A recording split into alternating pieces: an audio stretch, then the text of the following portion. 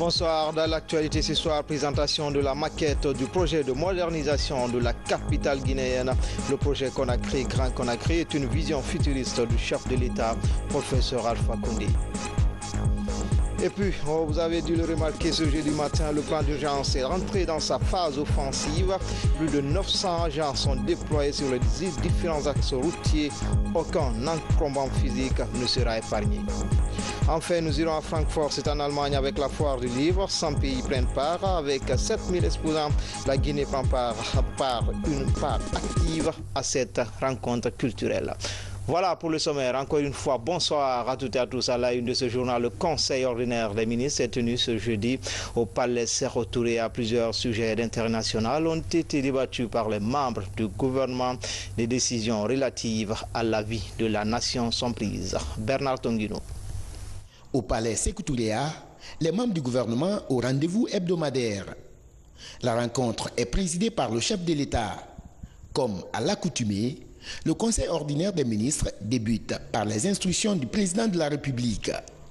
Professeur Alpha Condé interpelle les chefs de département sur des dossiers prioritaires du moment. Son Excellence, Monsieur le Président de la République, a demandé au ministre de la Ville et de l'Aménagement du Territoire d'organiser une réunion de travail avec la direction du patrimoine bâti en vue de récupérer les bâtiments publics occupés illégalement. Le chef de l'État a demandé à Madame le ministre des Travaux publics d'accélérer le reprofilage des routes et la construction des ouvrages de franchissement pour améliorer la mobilité interurbaine dans le cadre du programme d'urgence élaboré par le gouvernement. Le président de la République a demandé au ministre en charge des Transports de prendre les dispositions urgentes pour la mise en circulation des 50 bus et de veiller à la régularité du train de transport urbain de Conakry. Le chef de l'État a demandé d'accélérer la distribution des engrais destinés aux cultures maraîchères. Après la communication du chef de l'État, les membres du gouvernement s'expriment tour à tour sur les dossiers en cours au sein de leur département. Le ministre d'État, ministre de la Justice, a fait une communication sur les préparatifs de la 45e réunion du Conseil des ministres de l'Organisation pour l'harmonisation en Afrique du droit des affaires, OHADA. Rencontre prévue à Conakry les 23 et 24 novembre 2017. Le ministre de l'Économie et des Finances a pour sa part fait le point sur l'avancement des travaux du comité d'appurement de la dette intérieure. Un processus qui consiste à faire la situation de la dette intérieure en vue du paiement des créances de l'État. Le Conseil a demandé à Madame le ministre en charge des Finances d'associer le ministère de la Justice et l'agence judiciaire de l'État à la détermination des créances liées aux décisions judiciaires. Le Conseil a en outre demandé au ministre de prendre en compte le fait que les dettes de l'État jusqu'en 1996 avaient été auditées et réglées à l'exception d'une seule créance. Il a ensuite demandé la mise en place d'une commission pour approfondir l'analyse des résultats des audits. Le Conseil a également demandé à Madame le ministre de l'Économie et des Finances d'exiger le remboursement par les entreprises qui ont reçu des paiements et qui n'ont pas fait le travail ou rendu le service équivalent conformément au texte en vigueur. Autre communication, celle du ministre du Budget.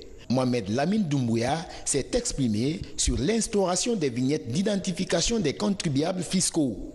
Une démarche qui devrait permettre, entre autres, l'accroissement et la sécurisation des recettes fiscales, la protection des contribuables et la facilitation du contrôle fiscal.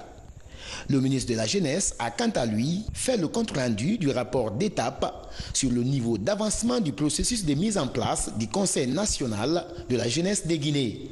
Au titre des divers, plusieurs autres ministres se sont exprimés. Le ministre d'État, ministre de la Sécurité et de la Protection civile, a informé le Conseil du démarrage effectif du plan d'urgence de sécurité routière ce jeudi 12 octobre 2017. Le ministre du Commerce a informé que la Guinée a adhéré au Conseil international consultatif de l'ANACARD le 29 septembre 2017 à Abidjan. Le ministre des Sports de la culture et du patrimoine historique a informé de la tenue des journées nationales de concertation sur la politique culturelle nationale les 18 et 19 octobre 2017 à Conakry. Le secrétaire général aux affaires religieuses a informé le Conseil de l'arrivée du dernier convoi des pèlerins guinéens du Hajj 2017. Dernier point évoqué ce jeudi au Conseil des ministres, le lancement de l'exposition de la maquette du projet portant plan directeur d'aménagement de Kaloum et des îles de Los dans le cadre de Grand Conakry, Vision 2040. Justement, comme annoncé dans les titres de présentation cet après-midi au Palais du Peuple, du schéma directeur d'aménagement de la ville de Kaloum et des îles de Los par une société singapourienne, le président Condé a assisté à la cérémonie. L'objectif du projet Vision 2040 pour Kaloum et les îles de Los est de moderniser le centre-ville. Sanassi Keita. Schéma directeur d'aménagement de la ville de Kaloum et des îles de Los, Vision 2040. C'est un ambitieux projet engagé par le président de la République avec la société singapourienne Surbana Jurong. L'objectif étant surtout de transformer Kaloum en une ville moderne. L'incroyable spectacle que représente à Conakry les quartiers de Boulmine et Coronti, les bidonvilles, qui sont la plupart des quartiers indigènes de nos grands centres de l'intérieur, suffisent à condamner définitivement l'état des choses que notre administration a laissé se créer, parce qu'elle s'est laissée surprendre par le phénomène de la subite croissance de nos villes africaines et que nos textes réglementaires en la matière n'ont, jusqu'à maintenant, visé qu'à organiser une occupation précaire du sol sans se préoccuper de créer un habitat indigène moderne et définitif. La solution d'avenir est peut-être trouvée que dans l'aménagement grandiose et rationnel de toute cette région, que la géographie comme l'économie ont l'air si fortement particularisées et qui comprend la presqu'île de Kaloum, ville de Conakry, l'archipel de Los. Donc, c'était la vision qu'avait de l'Emperé en 1951, ça fait donc 70 ans. Pendant 70 ans, on n'a pas pu mettre cette vision qui était très juste. C'est pourquoi nous avons décidé maintenant qu'il est temps de mettre cette vision en pratique. Nous avons bien sûr le schéma directeur que nous sommes en train de faire avec l'Union européenne qui comprend le Grand Conakry qui va jusqu'à Kindia. Mais dans le cadre de ce Grand Conakry, nous avons attaché un cachet particulier à Kaloum, pourquoi nous avons dit Kaloum en 2040. Il s'agit donc de transformer Kaloum et les îles. Nous voulons faire les voiries de Conakry, mais dans l'état actuel, si on fait les voiries telles que c'est, ce n'est pas intelligent. Il y a des endroits où on peut faire des voiries, il y a d'autres, il faut agrandir. C'est pourquoi le gouvernement a lancé un programme de maison sociale afin que nous puissions faire déménager nos frères et qu'ensuite on construise des maisons sociales dans Kaloum qui peuvent revenir, mais dans une ville tout à fait différente. Donc nous avons 3 phases. La première phase, c'est 2017-2020, qui va comprendre l'aménagement d'un certain nombre de voiries, les voiries urbaines, l'assainissement, l'organisation pour l'évacuation des déchets liquides et déchets solides. Une deuxième phase qui va de 2020 à 2030, la troisième phase qui va de 2030 à 2040. Mais notre objectif est de raccourcir ces délais, ce qui à moyen terme ramené à court terme, ce qui à long terme ramené à moyen terme, pour que l'essentiel se fasse avant 2040. Parce qu'on ne peut pas construire une ville dans l'anarchie. Il faut qu'il y ait un plan de développement. Mais nous allons faire en sorte que certains quartiers, certains bâtiments qui sont historiques restent. Par exemple, la gare, nous allons garder la structure de la gare et aménager à l'intérieur pour faire un mode. Il y a aussi le musée. Nous allons ensuite agrandir et faire un espace piétonnier. Donc, on va changer ce qui a changé et garder ce qui constitue l'histoire de Kaloum. Mais nous allons attendre que les populations elles-mêmes visitent. Peut-être qu'elles ont des idées aussi. Donc, c'est après 2 semaines d'exposition qu'on aura recueilli les propositions des différents Guinéens, pas seulement des habitants de Kaloum, ça concerne tous les Guinéens. Donc, on tiendra compte aussi des remarques qu'ils vont faire pour réaménager le plan. C'est pourquoi on attend d'abord, avant de commencer les travaux, qu'on recueille ces opinions de population, parce qu'après tout, c'est eux qui vont vivre là, pour donc qu'on puisse améliorer en tenant compte de ces suggestions. Voilà donc ce que je tenais à vous dire pour l'ouverture de la présentation. Maintenant, je ne sais pas si vous avez des questions. Face à la presse, le chef de l'État a répondu à toutes les questions liées à la réalisation de cet ambitieux projet. Je vous ai dit que c'est en 3 phases. Donc il est évident que le coût sera estimé en fonction de chaque phase et aussi des possibilités de financement. Parce qu'il y a des choses qui sont financées sur le budget de l'État, il y a des choses qui sont financées sur le partenariat public-privé et des choses qui sont financées par le privé. Nous avons déjà commencé des discussions avec un certain nombre de partenaires. Et il y a aussi évidemment d'autres projets qui vont prendre du temps, par exemple de remblai. Vous savez qu'il y a aujourd'hui la menace avec le changement climatique, la menace de débordement des mers sur les villes. Donc nous allons faire un certain nombre de remblaiements pour agrandir la ville de Conakry et empêcher que le changement climatique n'amène l'océan à envahir la ville. Donc c'est progressivement et en fonction de nos partenariats que nous chiffrerons chacun des projets. Nous avons fait le barrage de Kaleta qui fait 240 MW. Nous avons commencé le projet de construction du barrage de Swapiti qui fait 450 MW. Nous avons lancé le cahier de charge. Nous avons déjà sélectionné l'aspect physique. Il reste maintenant à sélectionner l'aspect financier pour attribuer le barrage de Koukutamba qui fait 300 MW qui va être construit à Tougué. Mais aujourd'hui, l'énergie solaire qui coûte extrêmement cher est devenue extrêmement accessible.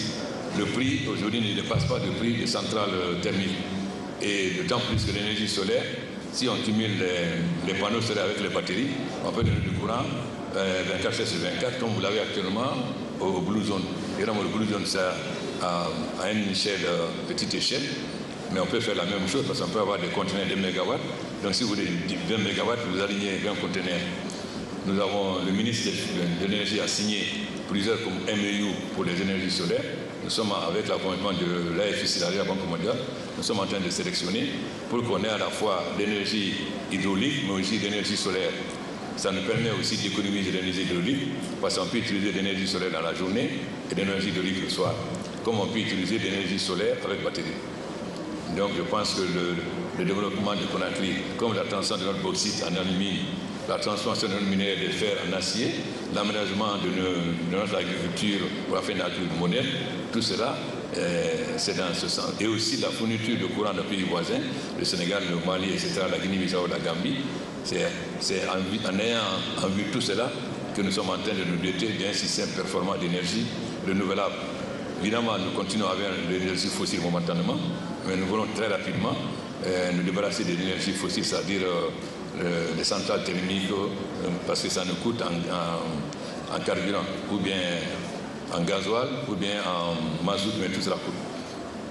Donc c'est pourquoi nous faisons ce barrage et nous allons développer aussi l'énergie solaire.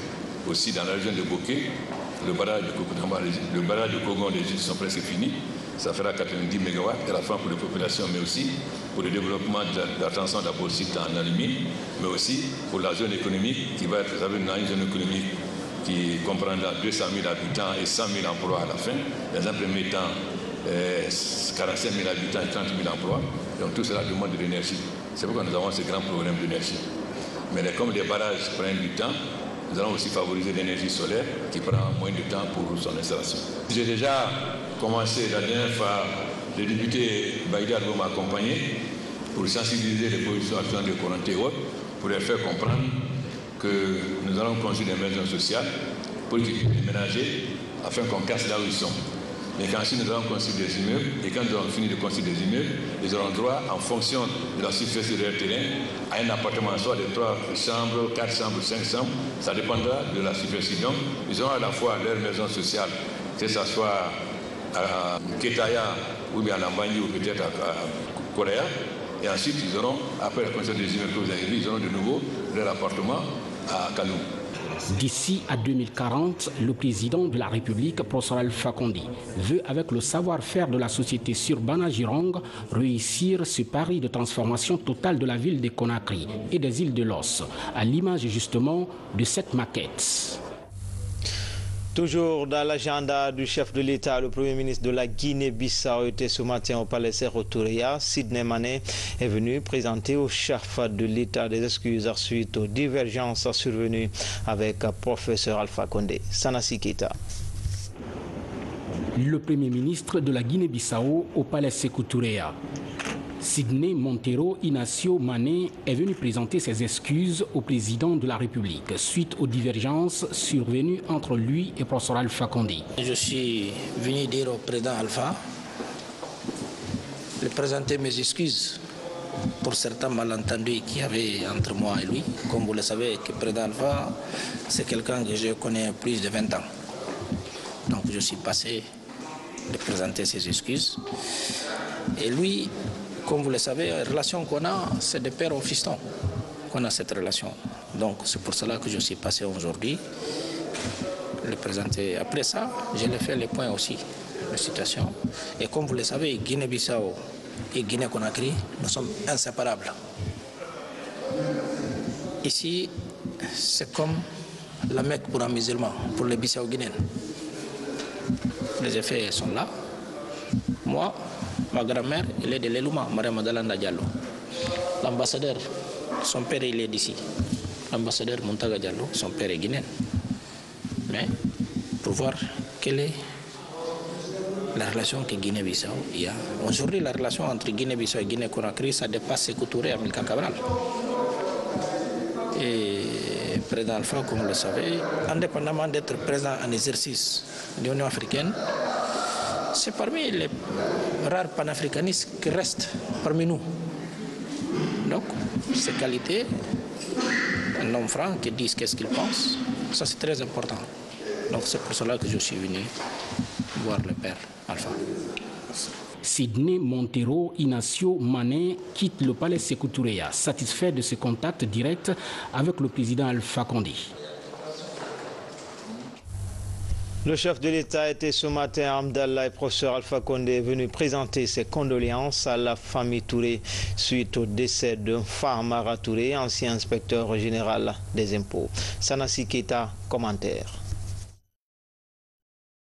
Né en 1937 à Bofa, Famara Touré a tiré sa révérence à l'hôpital sino-guinéen. Parents, amis, proches et collaborateurs de cet ancien inspecteur général des impôts sont venus nombreux à son domicile pour présenter les condoléances à la famille éplorée. Informé, le président de la République arrive avec une forte délégation à la maison mortuaire. Professeur Alpha Condé est venu présenter ses condoléances les plus attristées à la famille éplorée et surtout à l'ancien Premier ministre Sidia Touré, jeune frère de feu Famara Touré. Les prières ont été à cet effet formulées afin que Dieu, le Tout-Puissant, le Clément et Miséricordieux, accorde son paradis à cet ancien inspecteur général des impôts. Dans le reste de l'actualité, valider le document stratégique sur l'éradication des fistules obstétricales en Afrique de l'Est d'ici 2020. C'est la première dame de la CEDEAO compte gagner ce pari. Un forum vient de se tenir à Niamey au Niger sur cette problématique. À cette rencontre, la première dame de Guinée s'est fait représenter par l'épouse du président de l'Assemblée nationale, Ali Badara Condé. Niamey, la capitale nigérienne.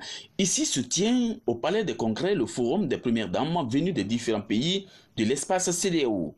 Au menu de la rencontre, valider le document stratégique sur l'éradication de la fistule obstétricale en Afrique de l'Ouest d'ici 2020. Selon les spécialistes, la fistule obstétricale est un véritable problème de santé publique dans les pays en voie de développement. Il a été recommandé à tous les États membres de prendre des mesures appropriées pour pouvoir assurer la prise en charge des maladies liées à la santé reproductive des femmes, notamment les fistules.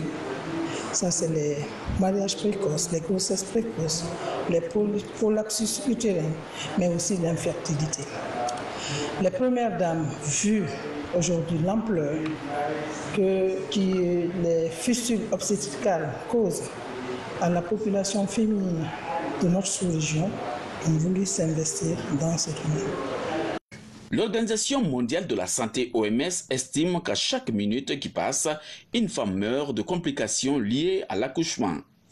Et les participants du forum de Niamey ont décidé de travailler à l'élimination de toutes les pratiques préjudiciables basées sur le genre, telles que le mariage des enfants ainsi que la mutilation génitale féminine. Je remercie particulièrement la première dame du Niger.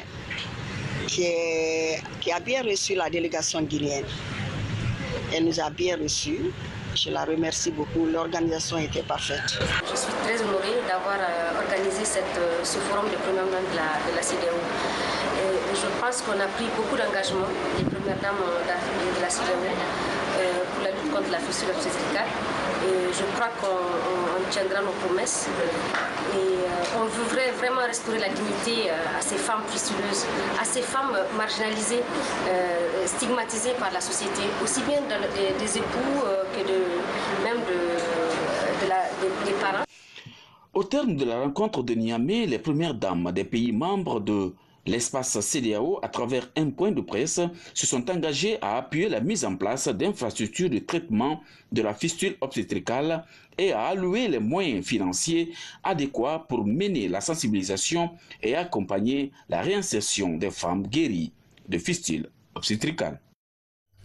Politique, un an après la signature des accords du 12 octobre, le président du comité de suivi du dit accord fait le bilan et les avancées enregistrées après 15 sessions de dialogue politique. Le général Bourema Condé est au micro de Mohamed Lamine Camara. Aujourd'hui, nous sommes le 12 octobre 2017.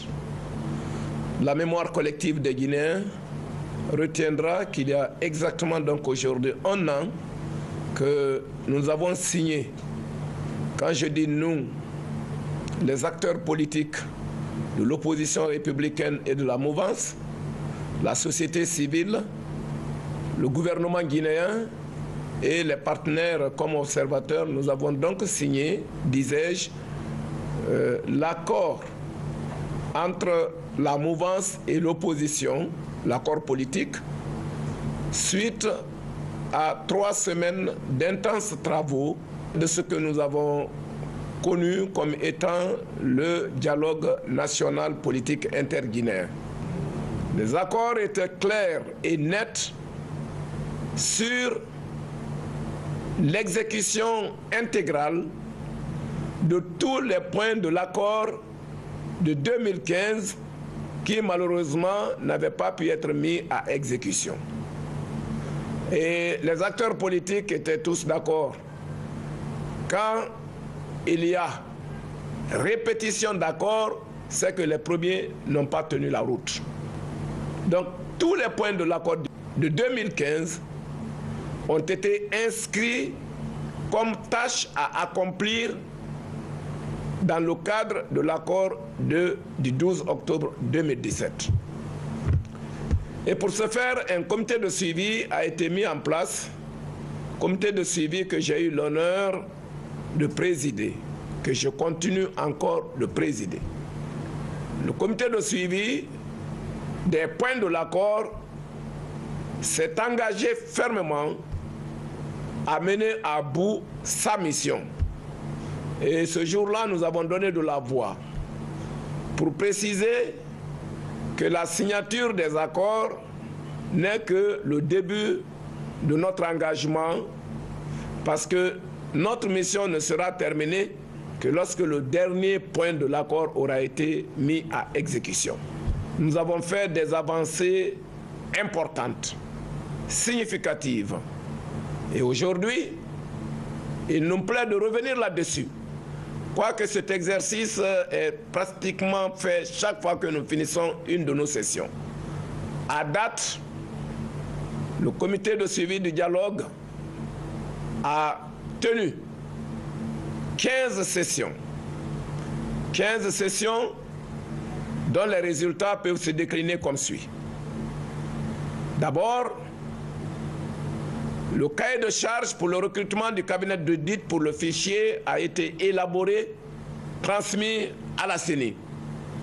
La CENI, naturellement, au jour d'aujourd'hui, a suffisamment publié la manifestation d'intérêt pour le cabinet d'audit et je crois que les acteurs qui sont concernés ou intéressés par ce dossier sont déjà dans des travaux au niveau de la CENI.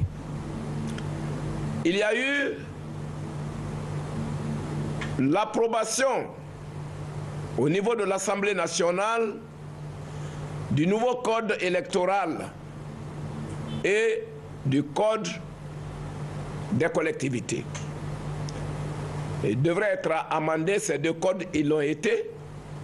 La Cour constitutionnelle s'en est saisie et a délibéré. Et M. le Président de la République a promulgué des lois relatives à ces codes. Très tôt après le lancement des travaux des comités de suivi, la libération de tous les prisonniers détenus lors des manifestations politiques fut une réalité. Encore une fois, une grande diligence a été observée par rapport à ce dossier par son Excellence, Monsieur le ministre d'État à la Justice, garde des Sceaux. Il y a eu la vulgarisation du code de déontologie de l'administration territoriale. Le code de déontologie, c'était encore une des exigences des parties prenantes au dialogue. Et ce code-là qui permet aux administrateurs territoriaux de garder leur impartialité par rapport au jeu politique, par rapport à leur attitude de tous les instants. Il ne s'agit pas que de politique pour la neutralité d'un administrateur. Il s'agit d'équilibre social surtout. Il y a eu, en plus, dans le cadre de l'indemnisation, il y a eu l'inscription d'une provision dans la loi des finances 2017 et plusieurs fois nous avons expliqué que les listes des personnes à indemniser ou leurs ayants droit sont des documents qui doivent être déposés par les états-majors de l'opposition et de la mouvance politique. Chacun dans ses rangs sait qui a subi quoi. Et c'est ce travail-là qui va servir de support juridique et de témoignage pour la commission qui travaille sur ce dossier. C'est ce travail-là qui est aussi en train d'être à présent épluché. Et le dernier article des accords politiques précise que la mission du comité de suivi du dialogue prendra fin après les élections législatives de 2018. Autrement dit, nous avons encore du temps devant nous, du temps que nous comptons mettre à profit, suffisamment à profit, pour faire en sorte que nous puissions résoudre à la satisfaction du peuple de Guinée, à la satisfaction du président de la République et du gouvernement, que nous puissions résoudre tous les problèmes qui ont été évoqués au cours du dialogue. Vous suivrez l'intégralité de cette déclaration juste après cette édition. Le nouveau président de la CENI poursuit sa tournée dans les institutions en Guinée. Maître Salif Kébé s'est rendu à la primature et à l'Assemblée nationale. Les entretiens entre Maître Kébé et Mamadi Youla, puis l'honorable Claude Kori-Kondiano portent essentiellement sur l'organisation des élections locales prévues le 4 février 2018 en Guinée. Le condensé avec Ablaye Ninguelan de Diallo. C'est la première rencontre entre le nouveau président de la Commission électorale nationale indépendante CENI et le bureau de l'Assemblée nationale. Au menu de la rencontre, renforcer la collaboration entre ces deux institutions de la République. Les responsables de la CENI souhaitent acquérir de nouvelles connaissances sur le code électoral et celui des collectivités récemment adopté par les honorables députés. Celui qui fait la loi est le mieux à même de l'expliquer. Donc nous comptons sur l'Assemblée nationale pour nous fournir les textes de loi, qui est notre matière première, mais aussi participer à la formation de nos commissaires et à Conakry et à l'intérieur du pays. Dans les prochains jours, nous avons sollicité un partenariat et avec l'Assemblée, le bureau de l'Assemblée, le secrétariat général, mais aussi avec la radio parlementaire. Nous allons organiser des formations à l'attention des commissaires sur les nouvelles lois, la nouvelle loi électorale et le code des collectivités, mais également à l'attention de nos démembrements à l'intérieur du pays pour que chacun sache exactement ce qu'il y a dans ces nouvelles lois et ce qu'il faut faire pour avoir de très bonnes élections en février 2018. Le président du Parlement guinéen rassure les commissaires de l'institution en charge des élections de la disponibilité de l'Assemblée à soutenir les prochaines consultations électorales. Si ils arrivent, n'est-ce pas, à organiser le travail en associant tout le monde, toutes les composantes, n'est-ce pas, de la CENI, dans la cohésion, pour qu'ils puissent tous travailler la main dans la main, je suis persuadé que la nouvelle CENI que nous avons maintenant en face de nous va nous surprendre avec, n'est-ce pas, des résultats positifs au terme de cette élection à venir et des élections qui viendront après. Je leur souhaite vraiment beaucoup de courage et une bonne chance. Ma conviction profonde est que c'est une CENI, une nouvelle CENI, qui va réussir dans l'exercice de ses activités si il y a la cohésion au sein du groupe. Dans le même élan, le président de la CENI est reçu en audience par le Premier ministre. Mamadi Youla et Maître Salifou Kébé ont échangé autour de la réussite et de la transparence du processus électoral. La gestion du processus électoral, les exemples à travers le monde nous le montrent tous les jours.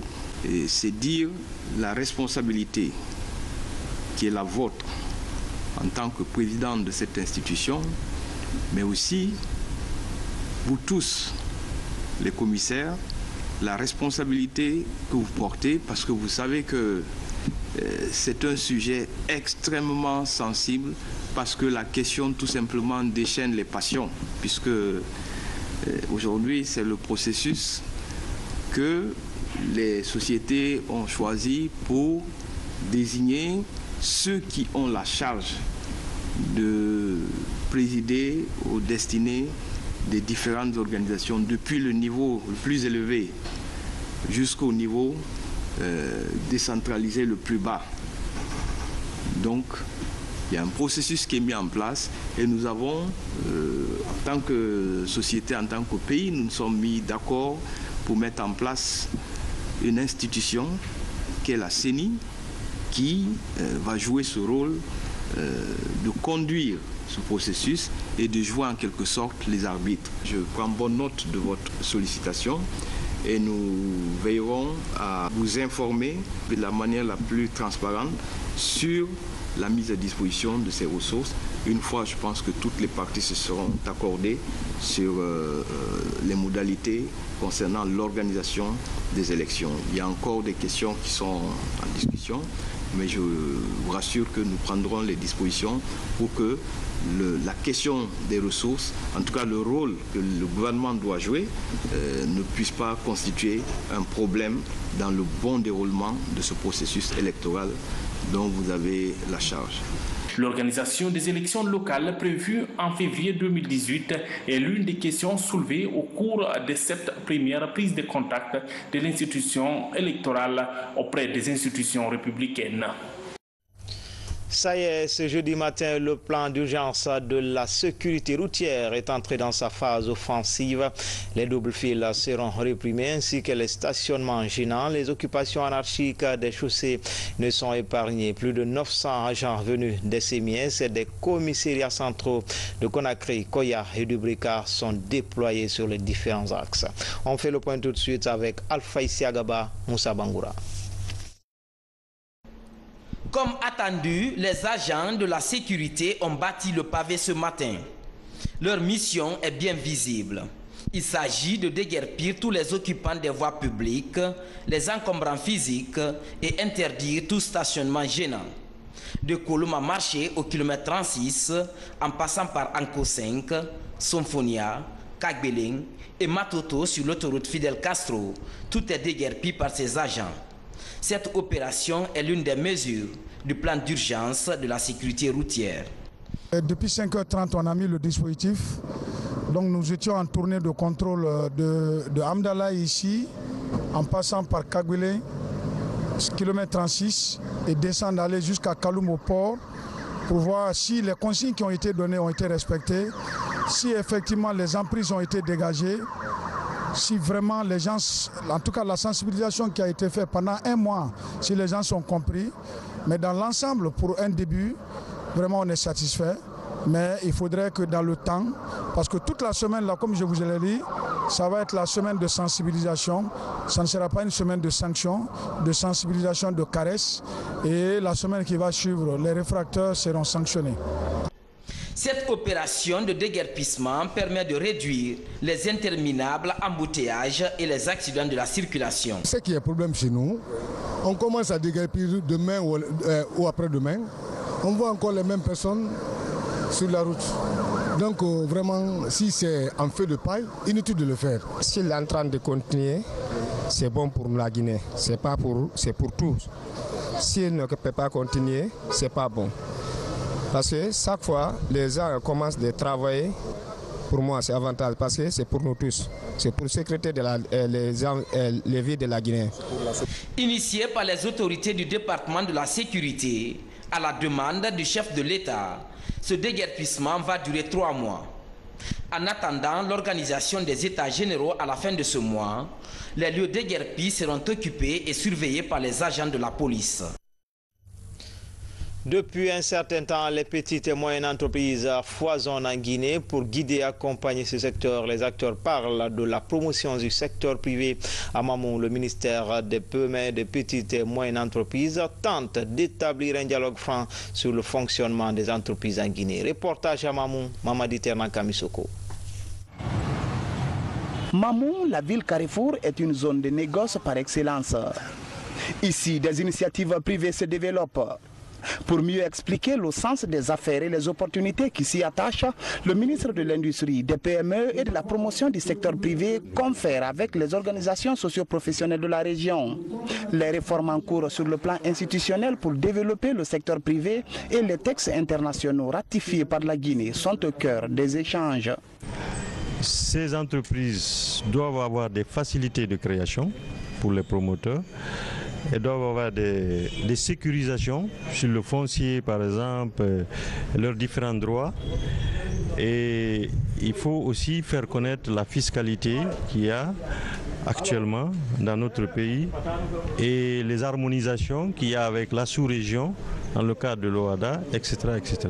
Remercier le président de la République qui a des volontés pour aider la population guinéenne, qui veut vraiment aider le secteur privé. Comme moi, je suis agriculteur, je suis dans le secteur privé.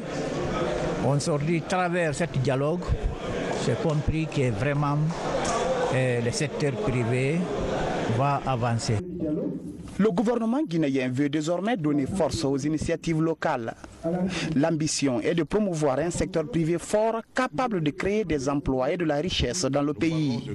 Pour gagner ce pari, le recensement et l'identification des PME existantes sont annoncés.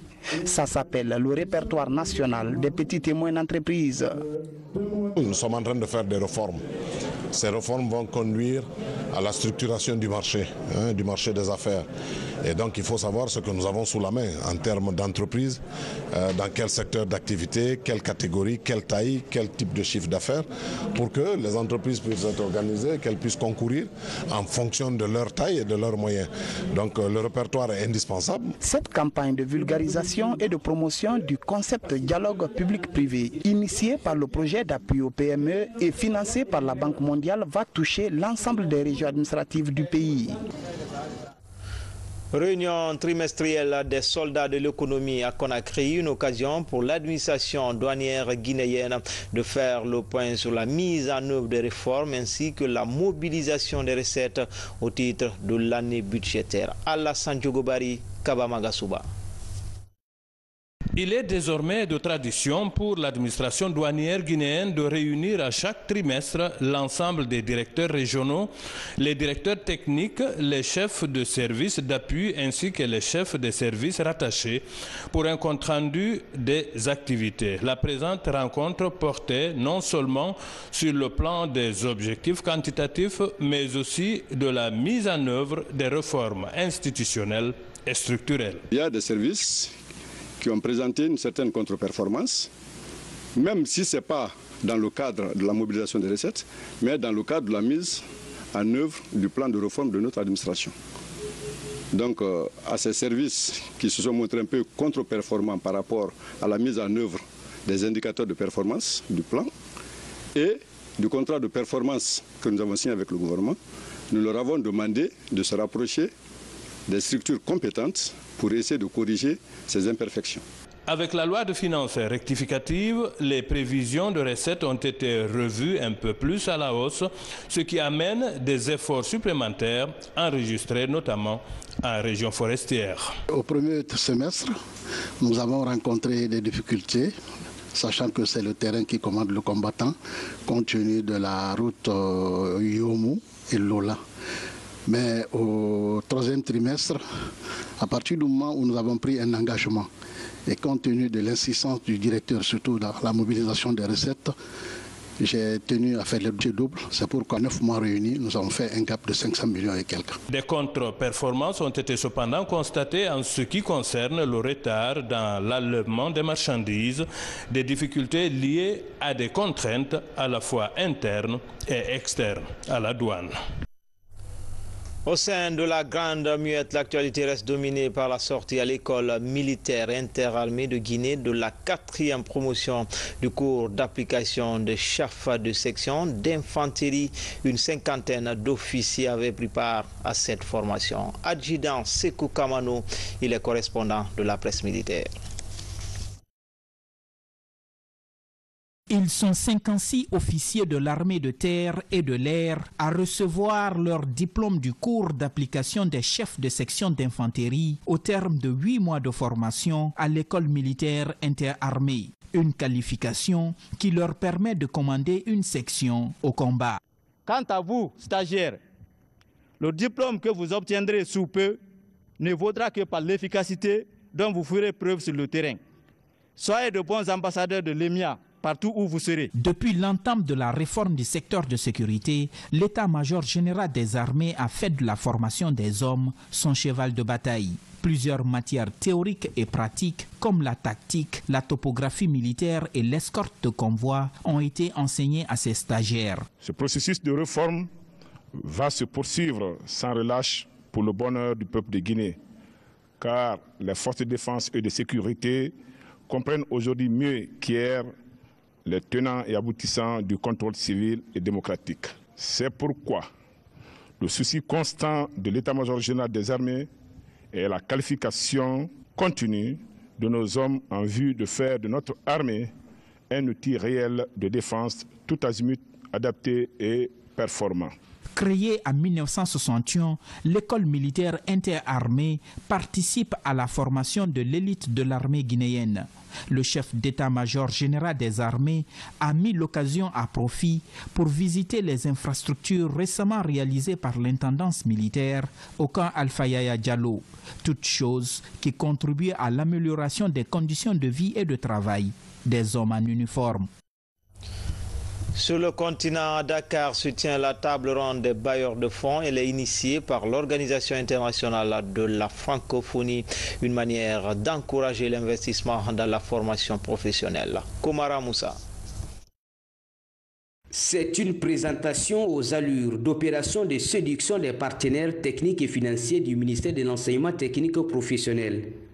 L'exposition s'est faite à Dakar et elle porte essentiellement sur les résultats des travaux de réflexion du développement du secteur. Depuis 3 ans, des techniciens du ministère travaillent sur ce programme soutenu par la francophonie.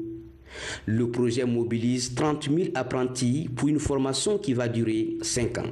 Aujourd'hui, nous sommes là parce que la francophonie nous a fait l'honneur de nous permettre d'avoir une table ronde des partenaires techniques et financiers aptes à financer ce programme qui va se dérouler sur 5 ans au bénéfice de plus de 30 000 jeunes, 30 000 apprenants dans le cadre du renforcement de leurs compétences techniques, notamment dans le secteur de l'artisanat qui, on le sait, est celui le plus important en Afrique et représente à peu près 80% dans l'informel des pays africains. Donc c'est un apport important pour nous de venir et nous avons l'honneur d'être assistés par Mme Michaëlle Jean elle-même, secrétaire générale de la francophonie, pour venir convaincre les bailleurs de fonds d'accompagner la Guinée. 83 millions de dollars sont investis dans ce programme. Pour la mise en œuvre, le gouvernement recherche 77 millions de dollars auprès des partenaires financiers. Nous savons à quel point nombre de nos pays, et la Guinée en est un, où plus de la majorité de la population a moins de 30 ans. Donc il est vraiment important de pouvoir canaliser cette énergie, d'apporter à la jeunesse des raisons d'espérer et de l'accompagner sur son désir d'insertion professionnelle, sur son ADN aussi entrepreneurial, parce que les jeunes font partie de la solution et sont là également comme de futurs créateurs d'emplois. Et il nous faut absolument répondre à cette urgence. C'est une réelle urgence. Pour faire quoi ? Pour réaliser ce qu'on peut appeler le dividende démographique. L'objectif de ce programme est d'améliorer la qualité de la formation par apprentissage dans le secteur de l'artisanat pour une meilleure insertion socio-économique et professionnelle des jeunes. Une initiative saluée par les partenaires. Nous n'avons pas de travailleurs, d'ouvriers capables de remplir leur mission honorablement. C'est ce qui explique que nous importions de la main-d'œuvre qualifiée de l'extérieur. C'est ce qui explique le nombre de sous-traitants étrangers. Or, si nous avons et si nous aidons le ministère de l'Emploi, le ministère de la Formation professionnelle à qualifier cette main-d'œuvre, c'est nous qui serons les premiers gagnants de cette histoire. L'introduction de la formation par apprentissage dual dans le secteur artisanal est une innovation. Ce rendez-vous de Dakar augure de belles perspectives pour les jeunes concernés par le programme. L'actualité, c'est aussi la formation des jeunes en vue de réaliser les enquêtes sur la ligne d'interconnexion de l'OMVG, un projet qui va relier les 4 pays membres de l'organisation à travers l'énergie électrique. Nabi Kamara. Ces jeunes sont au nombre de 80. Ils suivent une formation de 5 jours pour mener des enquêtes sur la ligne d'interconnexion du projet énergie de l'OMVG. Ils seront donc sur le terrain pour recueillir toutes les informations sur les personnes affectées et leurs biens par le projet dans le cadre de la libération de l'emprise de la ligne de transport de l'énergie côté guinéen. On a mobilisé 80 jeunes qui vont être déployés à partir de la frontière du Sénégal, plus précisément Mali, et en passant par Pita, c'est-à-dire la baie Mali-Pita, jusqu'à Linsan, et après Kaleta, Fria, jusqu'à la frontière d'Oboké-Saltillon. Alors, les enquêteurs vont être initiés à l'outil. Mais l'une des particularités de cette formation, c'est qu'il faut incorporer l'outil de travail, les enquêtes, les fiches d'enquête là, aux tablettes. Alors, quand les enquêteurs seront en face d'une personne affectée par le projet, il va falloir l'identifier et recenser la personne avec les biens, les arbres fruitiers, les domaines de culture et bâtiments éventuellement. Ce sont ces données-là qui seront incorporées dans la tablette et directement transmises à la base de données à Dakar. Cette phase permettra au projet et à l'OMVG, aux différents partenaires de l'OMVG, à mettre en œuvre la composante 2, c'est-à-dire la composante interconnexion, et c'est-à-dire la construction de 15 postes et 1677 km dans les pays membres de l'OMVG. Ce genre de formation est organisé dans chaque pays membre de l'OMVG après celle des formateurs en août dernier à Dakar. Elle est assurée par le consultant sénégalais MSA et supervisée par l'ingénieur conseil ICOM. Nous n'allons plus chercher ailleurs qui va faire l'enquête. Nous avons déjà des gens formés, bien formés, qui seront là. Bientôt, il y a d'autres lignes. Donc, je vous invite à prendre au sérieux cette formation. La présente formation des enquêteurs de la ligne d'interconnexion de l'OMVG est organisée par le Bureau d'études guinéen de l'ingénierie de l'environnement, BJE. Les autorités des eaux et forêts se disent préoccupées du retour du braconnage des espèces animales protégées. Récemment, une série de carcasses d'animaux a été saisie dans les mains de 2 groupes de présumés trafiquants. Les explications avec Valérie Talimane, Ousmane Kamara. Une série de peaux d'animaux et de viande saisis par les agents des eaux et forêts. Parmi les animaux abattus figurent un serpent boa, des crocodiles, des singes et un céphalope. L'opération est réussie grâce à la collaboration de certains citoyens qui ont permis de mettre aux arrêts un groupe de présumés dans le trafic des espèces protégées. Les alentours de l'hôtel Kamayen, nous avons saisi des peaux de crocodile du Nil. Il y avait 44 au total. 32 étaient dans une voiture. Et à Kagbele, nous avons saisi aussi des peaux de crocodile à ce niveau. Il y a des peaux de crocodile et 10 singes, comment dirais-je, sous forme de viande boucanée. Depuis quelque temps, de nombreuses personnes font de cette pratique illicite une activité commerciale. Aujourd'hui, la Direction nationale des eaux et forêts compte passer de la sensibilisation à l'offensive. Depuis 1981, la Guinée est signataire de la Convention internationale sur le commerce des espèces de faune et de flore menacées d'extinction, de disparition.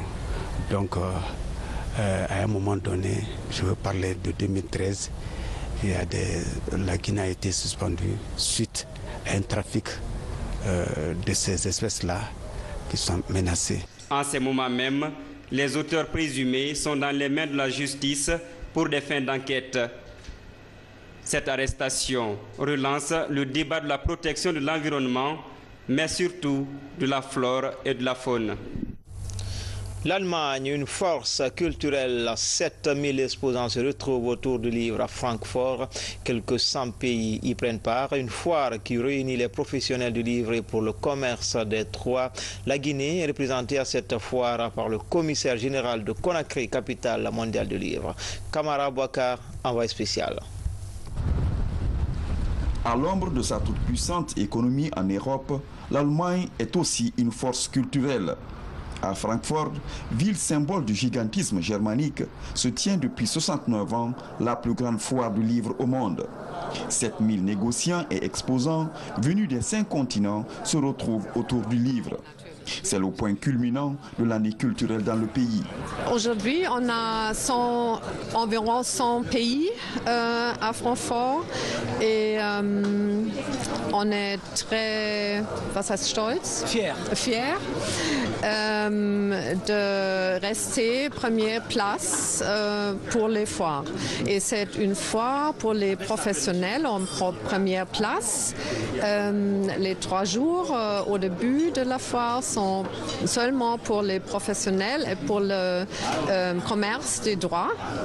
Et après, c'est aussi un festival des lecteurs, des auteurs et des éditeurs alors. Cette année, la chancelière inaugure la foire avec le président français. La langue française est au cœur des célébrations. 200 auteurs francophones comme le Congolais Alain Mabankou sont là. Conakry, capitale mondiale du livre, occupe une place privilégiée au salon. Présent ici à la foire de Francfort, nous avons des rencontres importantes et je crois que c'est les politiciens, les politiques qui ont permis la mise en œuvre de Conakry, capitale mondiale du livre, que nous pouvons aller de l'avant et surtout accentuer le travail de la créativité du terrain à la langue. Après 3 jours de contacts professionnels, 300 000 visiteurs sont attendus ici. Les dernières actualités de l'édition et de la publication sont les grands sujets du moment qui passionnent le pays de Goethe. Culture en plus bref, ce 12 octobre, l'Afrique célèbre le cinéma et l'audiovisuel sur le continent. En Guinée, l'événement est organisé par l'ONASIG, une occasion pour les initiateurs de relancer le 7e art en Guinée. La rencontre a mobilisé plusieurs cinéastes guinéens. Nous y reviendrons avec notre reporter Diamo Kaba. Sport, foot, la Coupe du Monde Cadet 2017 se poursuit en Inde. Le Sili Cadet participe à cette compétition au cours de laquelle elle a concédé une défaite et match nul. L'espoir reste permis de se maintenir dans la compétition avec sa 3e sortie ce vendredi à 11h30 temps universitaire en cas de victoire. C'est tout pour ce soir. Grand a été le plaisir pour moi de vous servir pendant ces 4 jours d'affilée. Demain, les infos, c'est avec Makale Souma. À bientôt, Inch'Allah.